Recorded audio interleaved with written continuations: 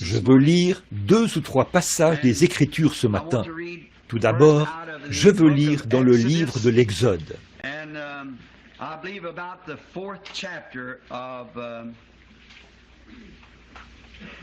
Je crois que c'est Exode, chapitre 4, pour commencer. Et maintenant, je pourrais annoncer, alors que vous vous préparez à lire ces passages de l'Écriture, je pourrais annoncer ce dont je veux vous parler, ce que le Seigneur m'a mis à cœur de prêcher ce matin. Je ne sais pas ce que lui, il en fera, en ce qui concerne les gens. Peut-être que cela s'adresse à une seule personne ici. Peut-être que c'est pour quelqu'un là-bas, au pays des bandes magnétiques ou ailleurs. Mais je veux annoncer ce matin, je pense que dimanche matin dernier, j'ai prêché sur un véritable témoin.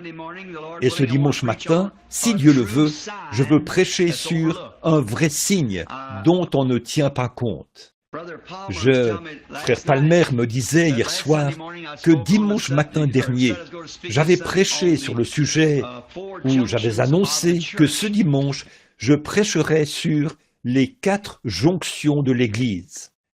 Et hier soir que je suis entré, d'habitude, je prends cela en note, ce que je ne sais pas si vous devez le faire ou pas, mais j'ai tant de choses auxquelles je dois réfléchir.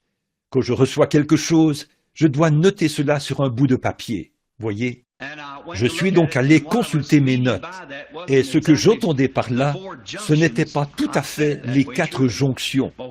Il est vrai que je l'ai formulé ainsi, mais ce que j'entendais par là, c'était les 4 formes du gouvernement de l'Église. Et pour ce faire, je dois recueillir beaucoup de données historiques. Peut-être que ce sera pour la prochaine fois. Mais il faut un peu plus de temps que j'en avais pour étudier ce sujet, afin que je puisse bien le saisir, parce qu'il faut faire des recherches pour trouver des dates, et ainsi de suite. En effet, vous tous, vous comprenez que cela se trouve ça et là. C'est pour cela que nous voulons être vraiment certains de ces choses avant d'en parler. Il faut que ce soit précis. En effet, nous qui nous tenons ici, nous occupons la plus haute fonction qui soit dans le monde, celle de ministre. Un ministre devrait être quelqu'un de très franc, juste, précis. C'est ainsi que nous devons être. Nous devons nous appuyer sur Dieu pour le faire. Maintenant, dans le livre de l'Exode, chapitre 4, Moïse répondit et dit, « Voici, ils ne me croiront point, et ils n'écouteront point ma voix. Mais ils diront, l'Éternel ne t'est point apparu. » L'Éternel lui dit, « Qu'y a-t-il dans ta main ?» Il répondit, « Une verge. » L'Éternel dit, « Jette-la par terre. » Il la jeta par terre, et elle fut un serpent. Moïse fuyait devant lui. L'Éternel dit à Moïse, « Étends ta main, et saisis-le par la queue. » Il étendit la main, et le saisit, et le serpent redevint une verge dans sa main. « C'est là, dit l'Éternel, ce que tu feras, afin qu'ils croient que l'Éternel, le Dieu de leur père, t'est apparu, le Dieu d'Abraham, le Dieu d'Isaac, est le Dieu de Jacob. » L'Éternel lui dit encore, « Mets ta main dans ton sein. » Il mit sa main dans son sein, puis il la retirée. Et voici sa main était couverte de lèpre, blanche comme la neige. L'Éternel dit, « Remets ta main dans le sein. » Il remit sa main dans son sein, puis il la retira de son sein. Et voici, elle était redevenue comme sa chair.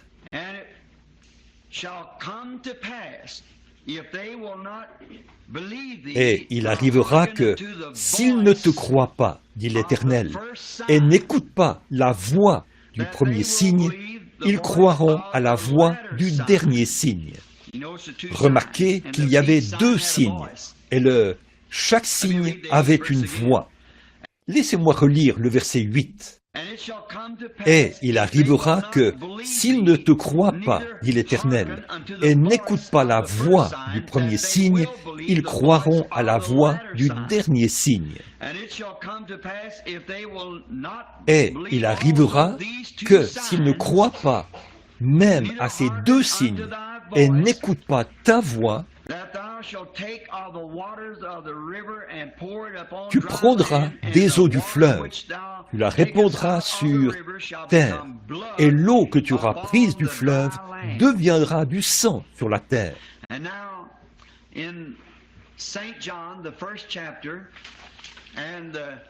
Et maintenant, dans Jean, chapitre 1, verset 6, lisons ces versets, ou ce verset. Jean, chapitre 1, verset 6. Et il y eut un homme envoyé de Dieu. Son nom était Jean. Un homme envoyé de Dieu. Son nom était Jean. Et dans Ézéchiel 24, 24, je veux ajouter cette écriture pour faire le lien entre l'Ancien Testament et le Nouveau Testament, en passant par les prophètes, afin que vous compreniez que ça se retrouve d'un bout à l'autre, à partir de l'Exode, au début, jusqu'à la fin. Ézéchiel sera pour vous un signe. Vous ferez entièrement comme il a fait.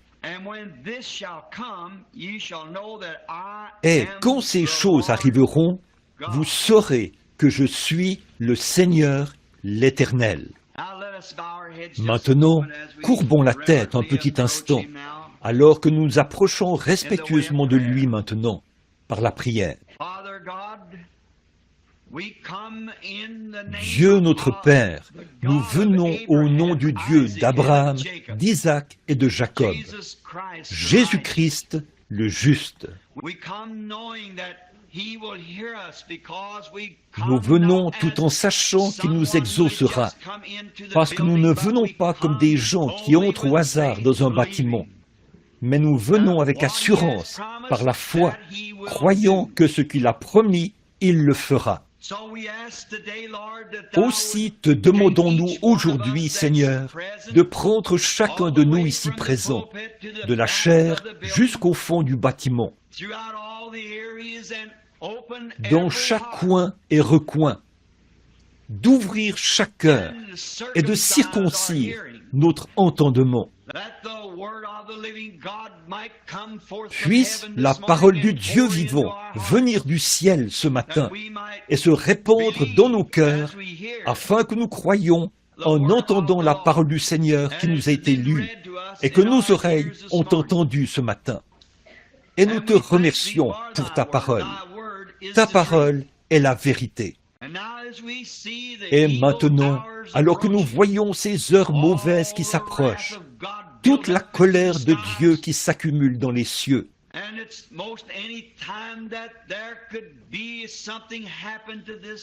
et que d'une minute à l'autre, quelque chose pourrait arriver à cette nation qui t'a abandonné, qu'il y aurait une grande explosion qui ferait disparaître complètement cette nation de la carte du monde.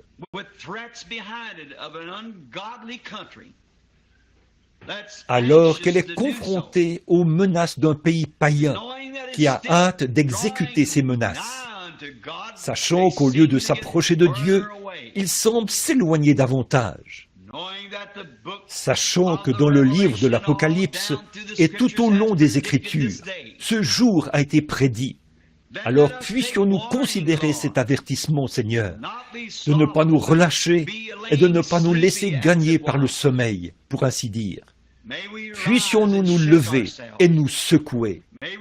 Puisse-t-il nous être donné aujourd'hui de comprendre comme jamais auparavant. Puissent nos cœurs être tellement remplis d'ardeur dès ce jour que dans nos âmes un feu s'allumera, qui se répandra partout dans le pays, Seigneur, et que nous soyons des témoignages vivants partout où nous sommes. Bénis les malades et les affligés, ceux qui sont dans le besoin, ici au milieu de nous et partout ailleurs. ton peuple. Bénis ta parole, Seigneur. Sanctifie ton serviteur et tes serviteurs qui écoutent,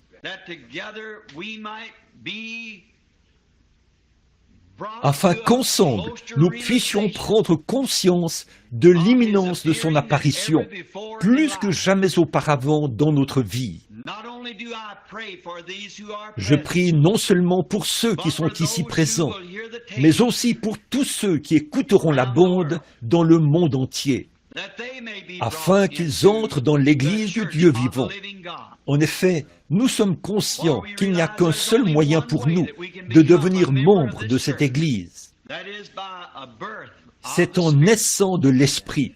Nous avons donc été baptisés dans un seul esprit pour former un seul corps. Ma prière, ô Dieu, pour chacun de ceux-là, partout dans le monde, c'est que tu en reçoives la gloire.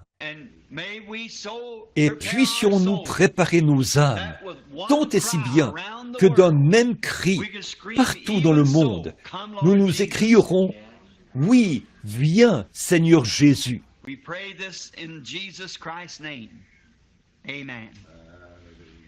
Nous faisons cette prière au nom de Jésus-Christ. Amen. Un vrai signe dont on ne tient pas compte. Les hommes ont toujours cherché des signes, depuis l'époque des pharaons jusqu'à ce jour.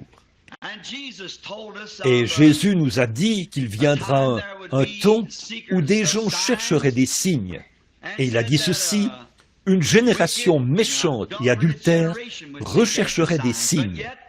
Et pourtant, il leur sera donné un signe.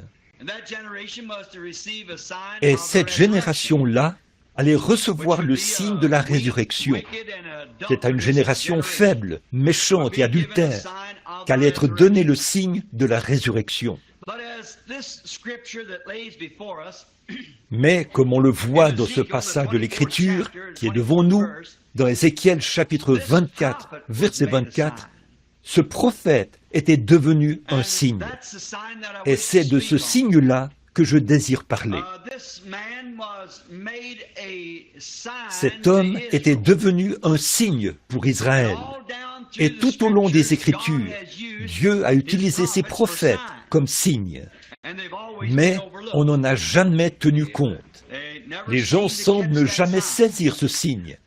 Ils recherchent toujours un signe d'émotion. Même du temps de Jésus, les pharisiens ont dit « Montre-nous un signe venant du ciel ». Mais Jésus leur a dit qu'il recevrait un signe.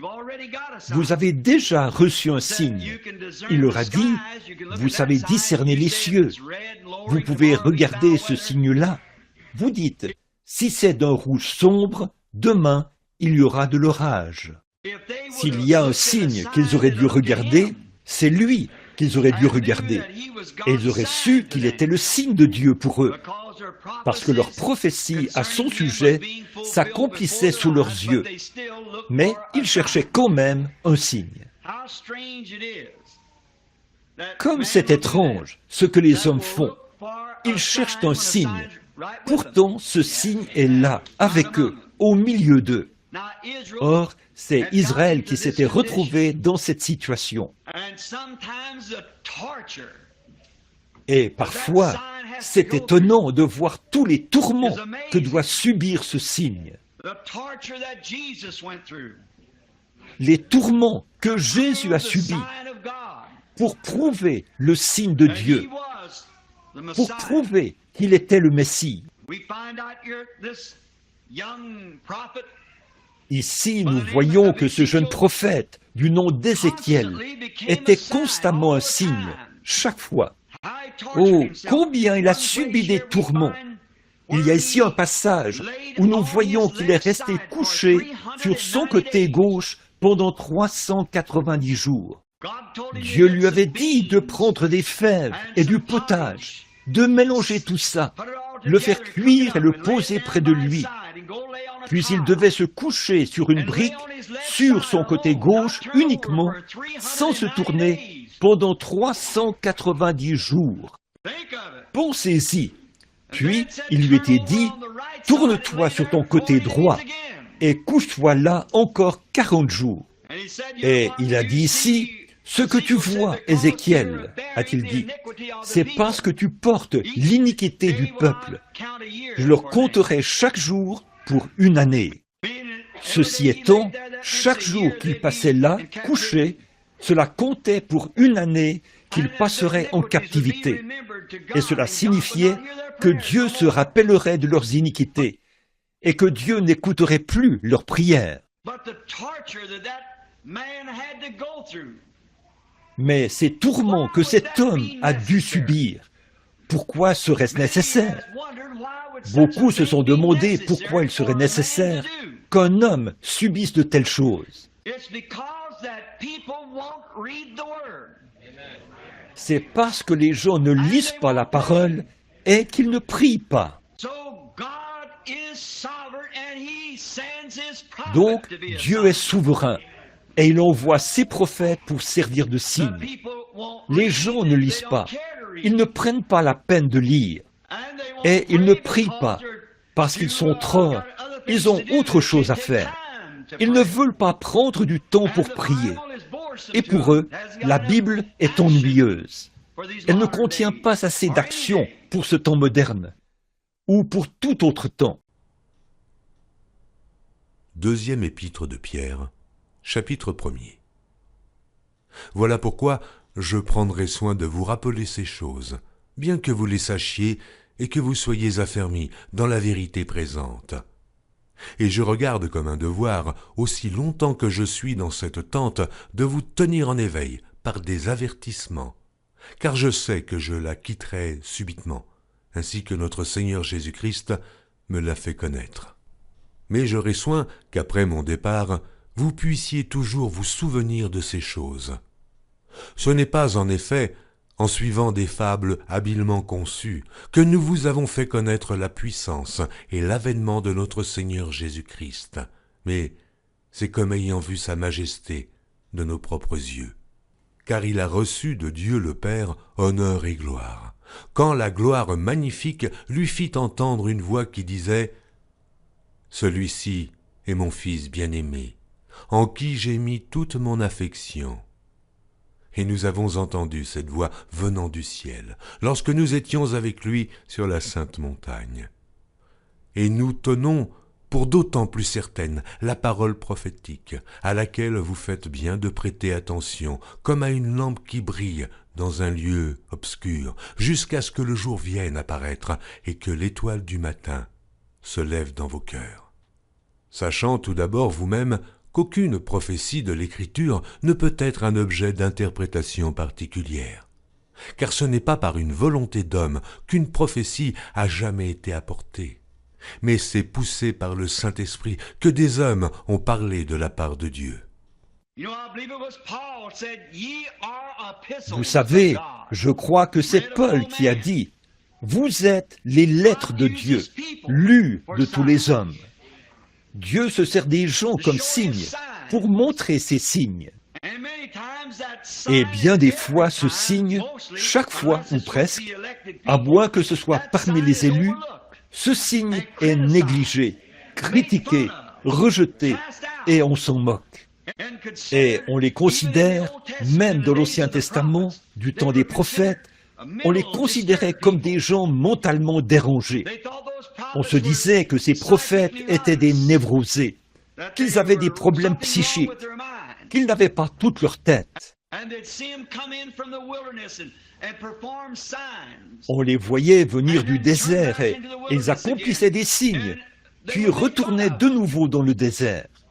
Et les gens se moquaient d'eux, parce qu'ils ne connaissaient pas l'Écriture. Une fois, Jésus s'est entretenu avec des pharisiens au sujet de la résurrection. Ils ont dit, il y avait la loi déclare que si le frère de quelqu'un meurt et laisse une femme qui ne lui a pas donné d'enfant, son frère est censé épouser la veuve afin de susciter une postérité au défunt. Et ils ont dit, nous avons eu un cas qui impliquait 7 frères. Le premier s'est marié et est mort, sans laisser de postérité. Puis son frère a pris la veuve pour femme et il est mort par la suite. Et ainsi de suite jusqu'au 7e. Et finalement, cette femme est morte. Ils ont demandé, alors, à la résurrection, ont-ils dit, duquel des 7 sera-t-elle donc la femme? Oh, comme j'aime cette parole! Jésus a dit, vous êtes constamment dans l'erreur, parce que vous ne connaissez ni les Écritures, ni la puissance de Dieu. Oh, combien il aurait taillé en pièces tout ça, s'il se tenait ici aujourd'hui.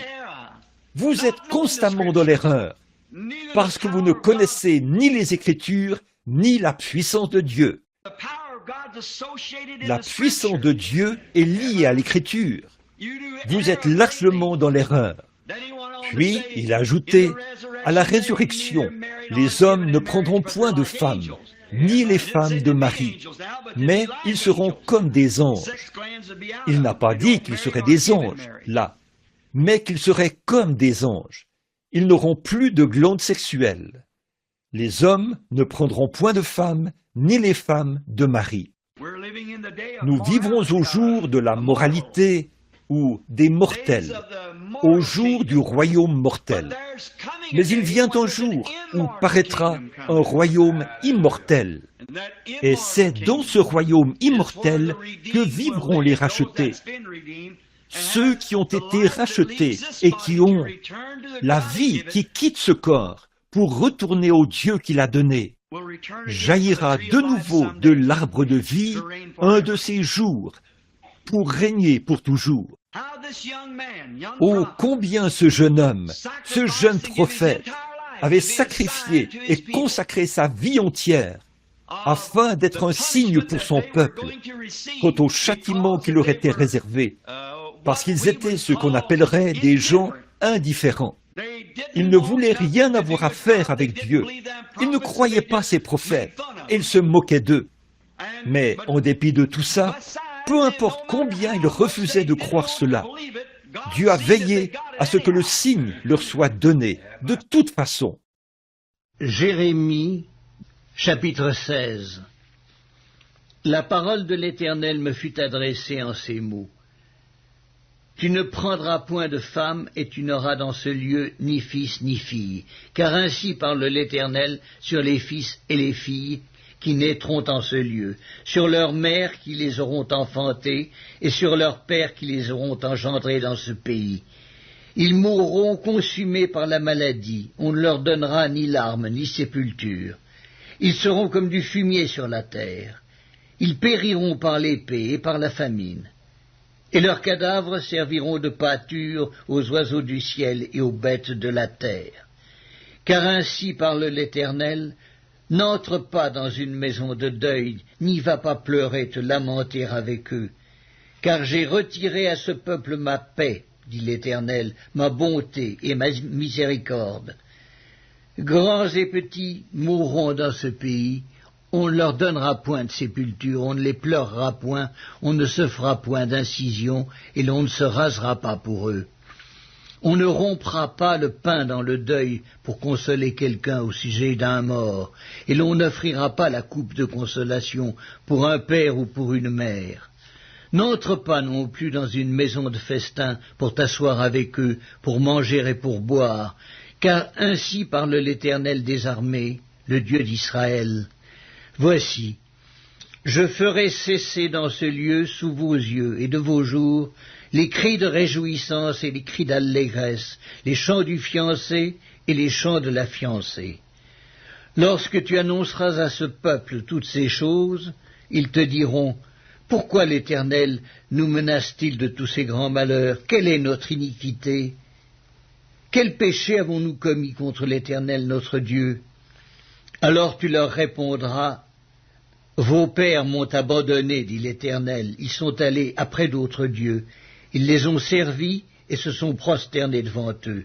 Ils m'ont abandonné et n'ont point observé ma loi. Et vous, vous avez fait le mal plus encore que vos pères. Et voici, vous suivez chacun les penchants de votre mauvais cœur pour ne point m'écouter. Je vous transporterai de ce pays dans un pays que vous n'avez point connu, ni vous, ni vos pères. Et là, vous servirez les autres dieux jour et nuit, car je ne vous accorderai point de grâce. C'est pourquoi, voici, les jours viennent, dit l'Éternel, où l'on ne dira plus, l'Éternel est vivant, lui qui a fait monter du pays d'Égypte les enfants d'Israël. Mais on dira, l'Éternel est vivant, lui qui a fait monter les enfants d'Israël du pays du septentrion et de tous les pays où il les avait chassés. Je les ramènerai dans leur pays que j'avais donné à leur père. Voici, j'envoie une multitude de pêcheurs, dit l'Éternel, et ils les pêcheront. Et après cela, j'enverrai une multitude de chasseurs, et ils les chasseront de toutes les montagnes et de toutes les collines et des fentes des rochers.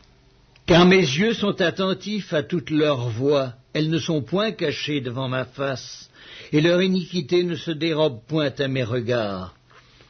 Je leur donnerai d'abord le double salaire de leur iniquité et de leur péché, parce qu'ils ont profané mon pays, parce qu'ils ont rempli mon héritage des cadavres de leurs idoles et de leurs abominations. Éternel, ma force et mon appui, mon refuge au jour de la détresse, les nations viendront à toi des extrémités de la terre, et elles diront, nos pères n'ont hérité que le mensonge, de vaines idoles qui ne servent à rien. L'homme peut-il se faire des dieux qui ne sont pas des dieux? C'est pourquoi, voici, je leur fais connaître cette foi, je leur fais connaître ma puissance et ma force. Et ils sauront que mon nom est l'Éternel. Jérémie, qui était confirmé, il était rejeté, mais c'était un prophète de Dieu confirmé. Il haïssait cet homme, il lui lançait des fruits trop mûrs et tout le reste. Et il a prononcé la malédiction sur eux. Et les choses qu'il a faites, quand il s'est couché sur un côté et sur l'autre et tout, qu'il a donné à Israël des signes qu'ils avaient tort. Chaque prophète, chaque vrai prophète qui a été suscité dans le monde a toujours maudit ces organisations dénominationnelles de l'Église. Comment est-ce que ça pourrait changer avec le Dieu qui ne change pas? Le Saint-Esprit est le prophète de cette heure. Il confirme sa parole, il la démontre. Le Saint-Esprit était le prophète de l'heure à l'époque de Moïse. Le Saint-Esprit était le prophète de l'heure à l'époque de Michée. Le Saint-Esprit, qui a écrit la parole, vient confirmer la parole. Or, qu'est-ce qui s'est passé du temps de Michée? Akab a été tué, et les chiens ont léché son sang, conformément à la parole de Dieu. Vous tous, faux enseignants, ainsi dit Dieu, un jour vous récolterez ce que vous semez. Vous, aveugles, qui conduisez des aveugles. Je ne suis pas en colère. Je vous dis une vérité, c'est tout. Et je ne l'aurais pas dit si là, dans la pièce, le Saint-Esprit n'avait pas dit « dis-le de cette manière-là ». Vous ai-je déjà dit quelque chose de faux, dont Dieu n'aurait pas prouvé que c'était vrai? Réveillez-vous, mes frères, avant qu'il ne soit trop tard. Mais je vais vous dire ceci. Comment une épine peut-elle se réveiller et être un chardon, alors qu'elle a été prédestinée à cela? Comment les élus peuvent-ils s'empêcher de le voir? En effet, ils sont élus à le voir. Tous ceux que le Père m'a donnés viendront, a dit Jésus. Mais aucun d'entre eux ne peut venir sans qu'il me l'ait donné avant la fondation du monde, quand leurs noms ont été mis dans le livre de vie de l'agneau.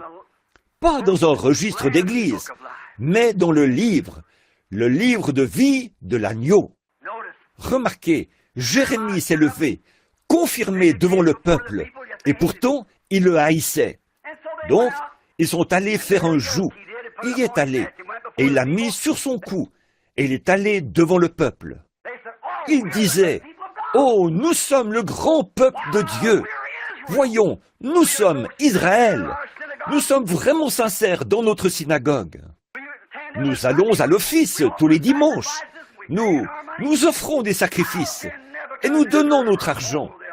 Comment donc Nebuchadnezzar pourrait-il retenir en sa possession les choses saintes de Dieu? C'est à cause de vos péchés. Dieu a dit, si vous observez mes commandements, je ne le ferai pas. Mais sinon, voilà ce qui vous attend. C'est tout à fait vrai. C'est encore pareil. Observez ses commandements, sa parole de l'heure, ce qu'il a promis. Maintenant, remarquez. Donc, Jérémie, par la volonté de Dieu, un prophète confirmé, bien que haï. Ils ont tous été haïs à leur époque. Ils faisaient des choses tellement bizarres, contraires à la dénomination de l'époque. Tout le monde le haïssait, jusqu'au roi et tout le reste. Il a donc mis un joug sur son cou, et il a dit, « Ainsi dit le Seigneur, vous serez là-bas pendant 70 ans. » Parce qu'il en avait reçu la compréhension par la parole de Dieu. 70 ans. Ensuite, Anania. Anania, je pense que ça doit se prononcer comme ça. H-A-N-A-N-I-A. Anania. Un prophète parmi le peuple s'est présenté là. Il a ôté le joug du cou de Jérémie et il l'a brisé. Et il a dit, pour faire l'important devant le peuple, vous voyez, alors que ce qui était dit, c'était contraire à la parole de Dieu. Et il a dit, dans 2 ans, ils reviendront. Ainsi dit le Seigneur. 2 prophètes oints. Quelle était la différence entre eux? L'un avait la parole qu'il prononçait et pas l'autre. Jérémie a dit Amen. Devant tous les anciens et l'assemblée, tout Israël, vous voyez, il voulait montrer qu'il pouvait être aussi important que Jérémie. Tu sais, il ne t'aime pas de toute façon. Alors, moi aussi, je suis prophète. Je suis plus prophète que toi, parce que toi, tu prophétises un mensonge. Tu me racontes que le peuple de Dieu va subir telle et telle chose? Voilà ce qu'ils disent aujourd'hui. Mais vous y serez quand même, en tant qu'Église. Vous êtes maudits d'une malédiction. Vous toutes, les églises, les dénominations, qui vous attachez aux traditions de l'homme, plutôt qu'à la parole de Dieu. Vous êtes maudites par Dieu.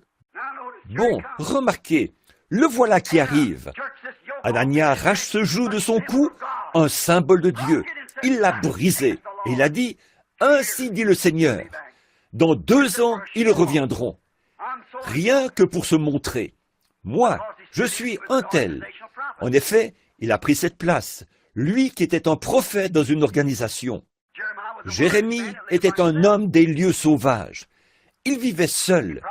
S'il prophétisait tout le temps des choses mauvaises contre eux, c'est parce qu'ils étaient mauvais. Et cet homme-là, il leur disait, « Oh, tout va bien pour vous, tant que vous êtes membres, tant que vous êtes Israël, c'est tout ce qui est nécessaire. Vous voyez, Dieu ne va pas faire ça. Je sais qu'il s'est passé un petit quelque chose là, mais ne vous alarmez pas, n'ayez pas peur. Oh, frères, ils sont encore en vie aujourd'hui.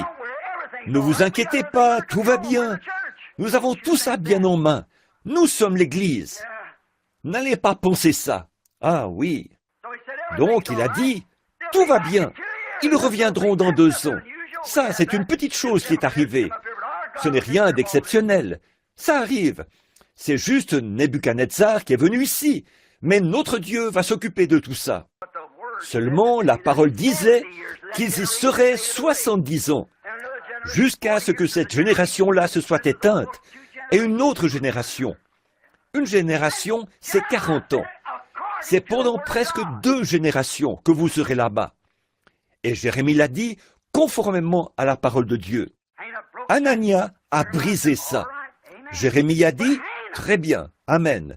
Seulement, Anania, souvenons-nous-en, nous sommes tous les 2 prophètes, nous sommes prédicateurs. Et je te dis ceci, mon frère, souvenons-nous qu'il y a eu des prophètes avant nous. Ils ont prophétisé contre des royaumes. Ils ont prophétisé contre certaines choses. Mais souviens-toi, quand le prophète disait quelque chose, il devait prophétiser conformément à la parole. Comme Michée et Moïse et tous les autres. Ça doit être selon la parole. Sinon, alors, souviens-toi de ce qui arrive. À ce moment-là, Anania, sa juste indignation était soulevée. Je suis Anania, le prophète du Seigneur, et moi je dis 2 ans. En d'autres termes, Ce que la parole dit, ça m'est égal. Son onction, je dis, dans 2 ans, ils reviendront. Jérémie l'a laissé là. Il est parti et il a dit, « Seigneur, peu m'importe ce que lui a dit, je crois quand même, et je le sais, que c'est ce que la parole dit. Je te resterai fidèle.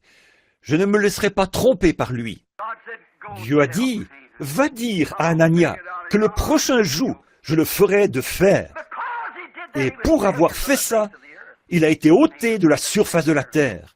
Anania l'a été dans la même année. Voilà nos exemples. Tous les 2 prophètes. Il y en a encore bien plus qu'on pourrait citer et dont on pourrait parler en ce moment. Mais regardez bien, Jésus a dit qu'en ce temps de la fin, de nouveau, les 2 esprits seraient encore très proches l'un de l'autre. Pas vrai? Maintenant, remarquez, ce sera plus proche encore qu'à cette époque-là.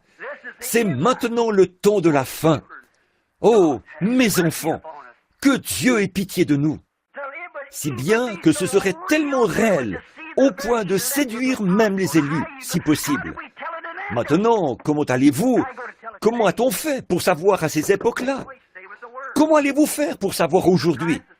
Par le même moyen, en vous en tenant à la parole, Jésus-Christ le même hier, aujourd'hui et pour toujours. Maintenant, prêtez attention à tout ce message. Et quand vous écouterez la bande, peut-être même que je serai parti, un jour, quand le Seigneur n'aura plus besoin de moi, ici sur terre. Vous vous référerez à cela. Écoutez ma voix, ce que je suis en train de vous dire. S'il me prend avant sa venue, souvenez-vous bien, je vous ai parlé au nom du Seigneur, par la parole du Seigneur. Oui. Remarquez, ils seraient tellement proches l'un de l'autre que ça séduirait les élus si c'était possible. Ils feraient les mêmes prodiges, les mêmes miracles, par le même esprit. Pas vrai? Exactement comme pour les prophètes, là, dont on vient de parler, des prophètes. Or, il est aussi écrit. Amos, chapitre 7. Le Seigneur l'Éternel m'envoya cette vision. Voici, il formait des sauterelles au moment où le regain commençait à croître. C'était le regain après la coupe du roi. Et comme elle dévorait entièrement l'herbe de la terre, je dis, Seigneur Éternel, pardonne donc. Comment Jacob subsistera-t-il, car il est si faible? L'Éternel se repentit de cela. Cela n'arrivera pas, dit l'Éternel. Le Seigneur, l'Éternel, m'envoya cette vision. Voici, le Seigneur, l'Éternel, proclamait le châtiment par le feu, et le feu dévorait le grand abîme, et dévorait le champ. Je dis, Seigneur Éternel, arrête donc. Comment Jacob subsistera-t-il, car il est si faible? L'Éternel se repentit de cela. Cela non plus n'arrivera pas, dit le Seigneur, l'Éternel. Il m'envoya cette vision. Voici, le Seigneur se tenait sur un mur tiré au cordeau, et il avait un niveau dans la main. L'Éternel me dit, que vois-tu, Amos? Je répondis, un niveau. Et le Seigneur dit, je mettrai le niveau au milieu de mon peuple d'Israël, je ne lui pardonnerai plus. Les hauts lieux d'Isaac seront ravagés, les sanctuaires d'Israël seront détruits, et je me lèverai contre la maison de Jéroboam avec l'épée. Alors Amatsia, prêtre de Béthel, fit dire à Jéroboam, roi d'Israël, Amos conspire contre toi au milieu de la maison d'Israël. Le pays ne peut supporter toutes ces paroles. Car voici ce que dit Amos. Jéroboam mourra par l'épée, et Israël sera emmené captif loin de son pays. Et Amatsia dit à Amos, Homme à vision, va-t'en, fuis dans le pays de Juda, mange-y ton pain, et là tu prophétiseras. Mais ne continue pas à prophétiser à Béthel, car c'est un sanctuaire du roi, et c'est une maison royale. Amos répondit à Amatsia, Je ne suis ni prophète, ni fils de prophète, mais je suis berger, et je cultive des sycomores. L'Éternel m'a pris derrière le troupeau, et l'Éternel m'a dit, va, prophétise à mon peuple d'Israël. Écoute maintenant la parole de l'Éternel, toi qui dis, ne prophétise pas contre Israël et ne parle pas contre la maison d'Isaac. À cause de cela, voici ce que dit l'Éternel. Ta femme se prostituera dans la ville, tes fils et tes filles tomberont par l'épée, ton champ sera partagé au cordeau. Et toi, tu mourras sur une terre impure, et Israël sera emmené captif loin de son pays. Personnellement, en ayant lu ce livre d'Amos, je trouve que le tableau correspond très bien aujourd'hui. Ne manquez pas de le lire quand vous rentrerez chez vous. Tout le gouvernement, tous les sacrificateurs, tous, ils avaient abandonné la parole de Dieu.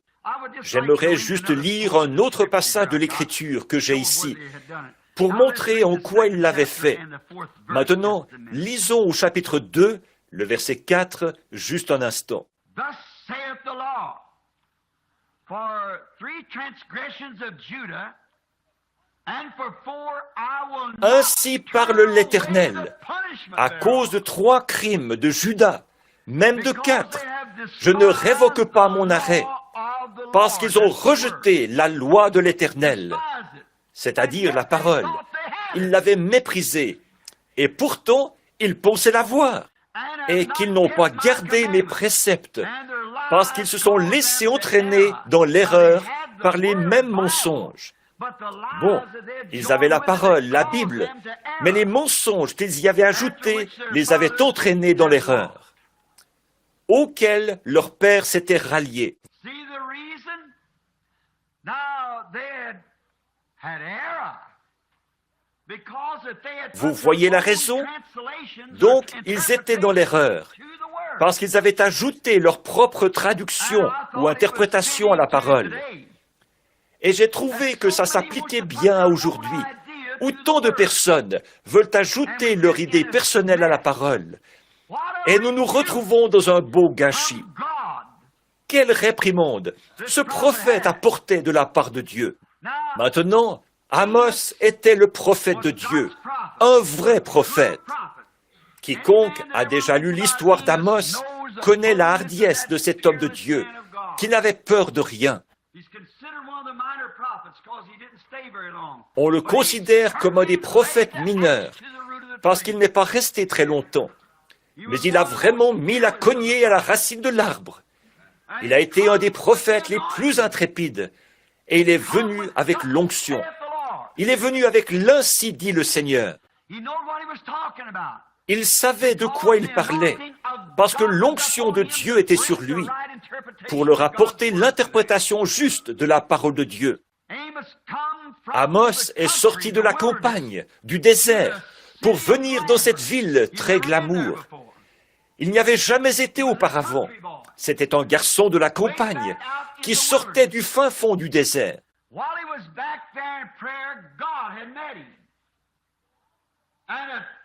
Pendant qu'il était en prière là-bas, Dieu était venu à lui et il lui avait parlé de la méchanceté de cette nation très glamour dont il faisait partie. Samarie était la capitale, une des capitales à cette époque-là du règne de Jéroboam. Et quand il s'est tenu là, ce matin-là, au sommet de la colline, il est arrivé là vêtu de ses vieux vêtements ordinaires de la campagne. Ses pieds étaient peut-être couverts de poussière et de boue, et ça faisait plusieurs nuits qu'il dormait dans ce vieux vêtement lombeau. Et je ne sais pas, mais il n'y avait pas de baignoire en ce temps-là. Ça faisait peut-être quelques jours qu'il n'avait pas pris de bain. Mais ça n'affecte pas l'intérieur de l'homme. Aujourd'hui, on attache trop d'importance à l'extérieur et pas assez à l'intérieur. On tient à prendre un bain tous les jours, à avoir les cheveux bien coiffés, à changer de vêtements et tout, mais on laisse l'intérieur dans n'importe quel état. On porte les mêmes vieux vêtements de péché qui empestent l'âme avec des credos et des dogmes, et on ne la sonde jamais. On ne la lave jamais dans la parole, l'eau qui sépare des choses du monde. Ce matin-là, du haut de la colline, il regardait cette ville très glamour, remplie de choses modernes, dont il ne lui serait jamais venu à l'idée qu'elles aient pu exister. Israël avait atteint son apogée. Il avait conclu des alliances avec toutes les nations environnantes. Très, très glamour. Les femmes étaient tirées à 4 épingles, et les hommes aussi. Passionnés des plaisirs, ils participaient à des courses, à des Jeux olympiques, à des activités de toutes sortes.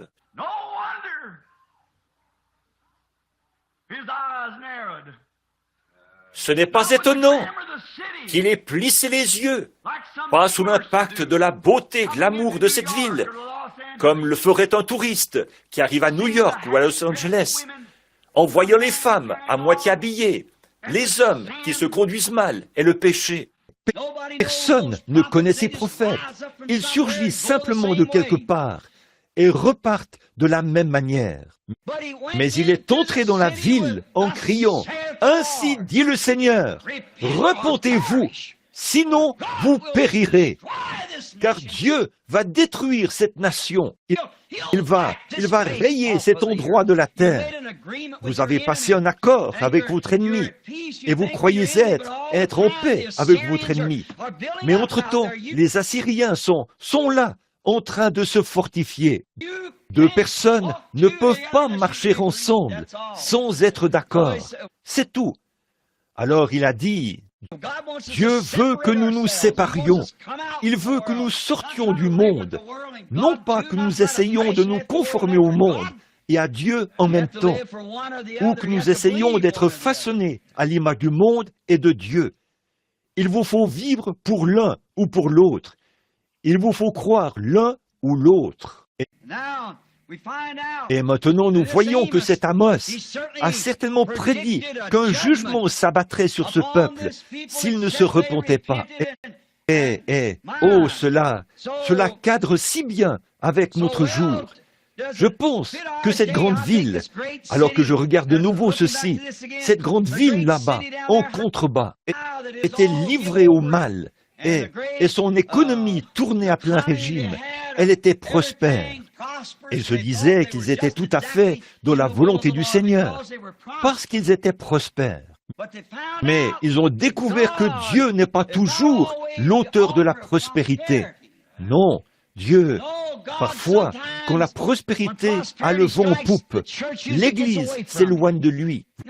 Vous savez, Dieu a parlé d'Israël une fois. Il a dit, « Je t'ai trouvé dans les champs, baigné dans ton sang.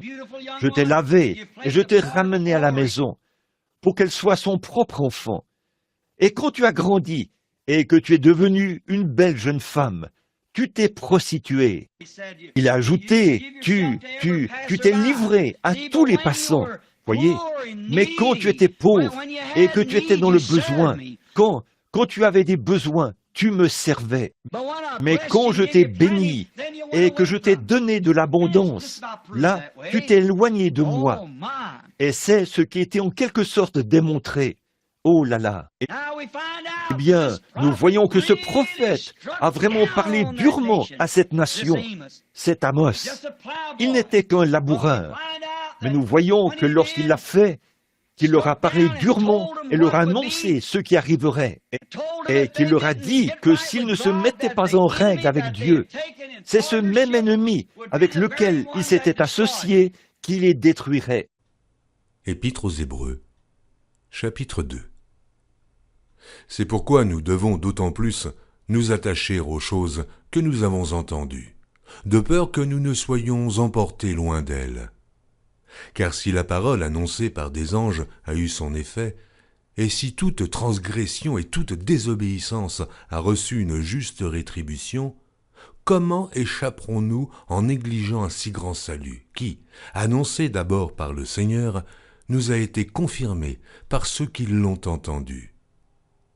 Dieu appuyant leur témoignage par des signes, des prodiges et divers miracles, et par les dons du Saint-Esprit distribués selon sa volonté. Et jamais Dieu n'a suscité un homme qui soit sorti d'une école. Remontez le cours de l'histoire pour voir s'il l'a déjà fait. Il ne fait pas ça. Il prend quelqu'un qui vient d'ailleurs, qui n'a rien du tout, un cas désespéré. Puis il l'amène là, il place sa parole à l'intérieur et se manifeste. C'est ce qu'il faisait là, dans Amos. Très bien. Maintenant, la parole d'Amos a été confirmée par Dieu. À cette époque-là, à leur époque à eux, Dieu a confirmé que la parole d'Amos était, qu'il avait la parole du Seigneur. Et s'il venait à nous en ce moment, pensez-vous que notre nation et que notre peuple recevraient un homme comme celui-là? Pensez-vous que les baptistes recevraient Amos? Les méthodistes? Les presbytériens? Les pentecôtistes? Les catholiques? Non, monsieur. Non, certainement pas. Transportons-le donc, juste un instant. Amenons-le ici une minute et voyons s'il le ferait ou pas. Voyons un peu si nos églises le recevraient aujourd'hui ou pas.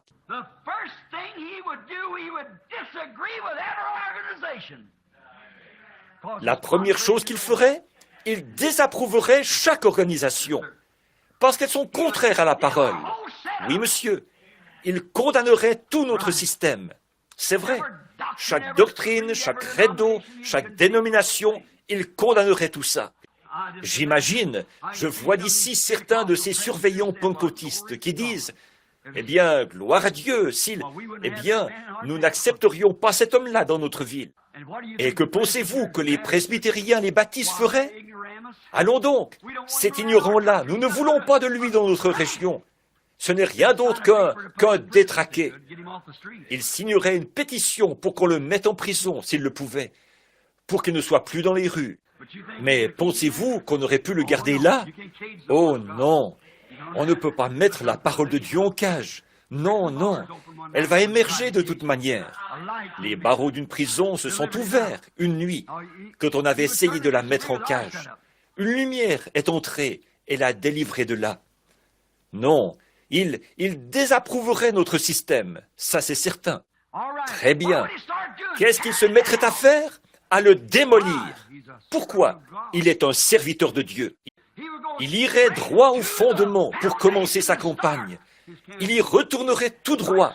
Il arracherait chaque rideau de là. Et il retournerait au fondement. Quel est le fondement? Sur la parole de Dieu. C'est vrai. Les cieux et la terre passeront, mais mes paroles ne passeront pas. Donc, il arracherait de là chaque dénomination, chaque rideau, chaque doctrine. Il attaquerait ça avec une telle violence qu'il l'enverrait se perdre dans l'éternité. Vous pensez que les pentecôtistes le recevraient? Non, monsieur. Les baptistes? Les presbytériens? Non, monsieur. Les nazaréens? Les pèlerins de la sainteté? Ils le haïraient, ça c'est certain. Vous pensez qu'ils iraient à sa rencontre en limousine pour l'amener en ville? Ils prieraient pour que le soleil le grille là-haut. Ils dresseraient une barricade pour l'empêcher d'entrer dans la ville. Eh bien, il y aurait plus de réunions de ministres un peu partout dans la ville que vous n'en avez jamais vu de votre vie. Gardez ce détraqué hors de cette ville. Et pourtant, il avait l'ainsi dit le Seigneur. Voyez, c'est ça la voix d'un vrai prophète. Il serait méprisé, ça c'est certain.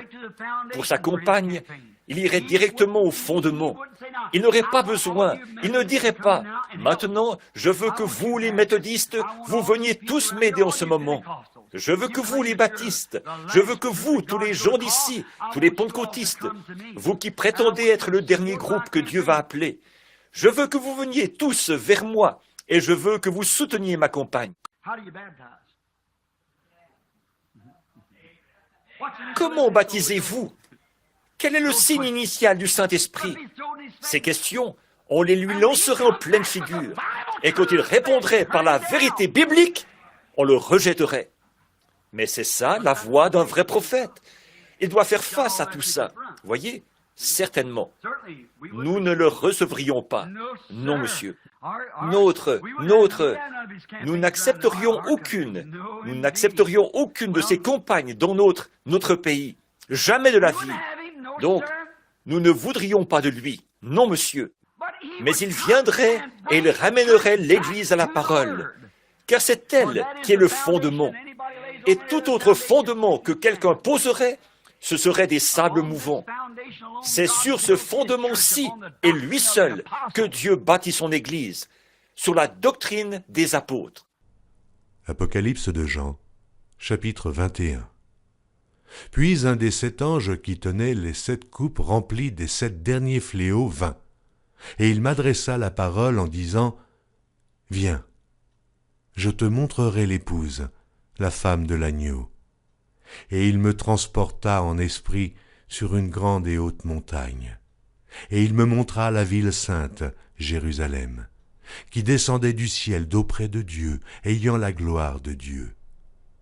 Son éclat était semblable à celui d'une pierre très précieuse, d'une pierre de jaspe, transparente comme du cristal. Elle avait une grande et haute muraille. Elle avait 12 portes, et sur les portes 12 anges, et des noms écrits, ceux des 12 tribus des fils d'Israël. À l'Orient, 3 portes, au Nord, 3 portes, au Midi, 3 portes, et à l'Occident, 3 portes. La muraille de la ville avait 12 fondements, et sur eux les 12 noms des 12 apôtres de l'agneau. Oui, monsieur, il irait droit au fondement. Il démolirait carrément la chose. Forcément, si Amos était ici aujourd'hui, il ne pourrait pas faire autrement. Il ne pourrait pas faire autrement, car souvenez-vous, il est un vrai prophète de Dieu, à qui vient la parole. Il ne pourrait pas faire autrement que de se reporter à la parole. Tous les pentecôtistes du pays auraient beau se réunir autour de lui, dire « Monsieur Amos, nous croyons que vous êtes un prophète, mais vous n'êtes pas fondé sur la parole. Nous voulons vous remettre d'aplomb. » Il s'en tiendrait à la parole. Il ne pourrait pas faire autrement, parce qu'il est prophète. Il n'avait pas besoin de leur collaboration. Il a un message à apporter. Et tous ceux que le Père m'a donnés viendront à moi. Il va prêcher la parole. Il va la prêcher exactement telle qu'elle est dans la Bible. Par conséquent, nous le rejetterions. C'est vrai. La parole de Dieu, quelle qu'elle soit, vient au prophète. L'interprétation de la parole, l'interprétation juste. Israël sortait toujours des rangs, et Dieu lui envoyait un prophète avec des signes et des prodiges pour interpréter cette parole. Comment le reconnaissait-il? Il avait dit, si ce prophète parle et que cela s'accomplit, alors c'est vrai. Il confirmait ses prophètes, montrait qu'ils avaient raison. Jésus a dit, celui qui croit en moi fera, lui aussi, les œuvres que je fais. À ceci, vous les reconnaîtrez. Voici les signes qui accompagneront ceux qui auront cru. Épître aux Hébreux, chapitre 1er. Après avoir autrefois, à plusieurs reprises et de plusieurs manières, parlé à nos pères par les prophètes, Dieu, dans ces derniers temps, nous a parlé par le Fils qu'il a établi héritier de toutes choses, par lequel il a aussi créé le monde.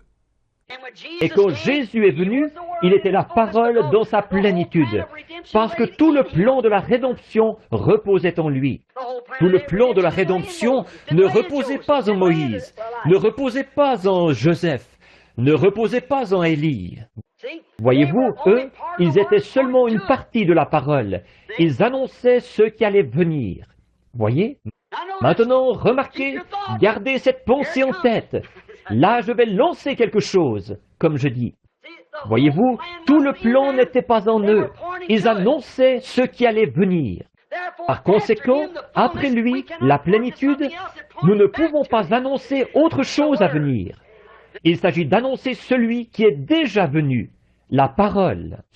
Ceci est la révélation complète. On ne peut rien y ajouter, ni rien en retrancher. Voilà la révélation complète. Tout cela, c'était une ombre de celui qui allait venir. Mais quand il est venu, il était le parfait. Hébreux 1. Dieu à plusieurs reprises a parlé au Père par les prophètes. Dieu a parlé à travers des voiles, les prophètes. Mais en ces derniers jours, par son Fils Jésus-Christ. Voilà, dévoilé là au calvaire, le Fils de Dieu, dévoilé. Remarquez, vivifié.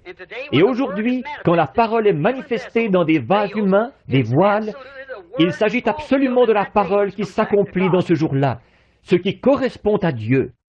En entrant en lui par le baptême, conformément à 1 Corinthiens 12, nous sommes alors identifiés avec lui. Amen.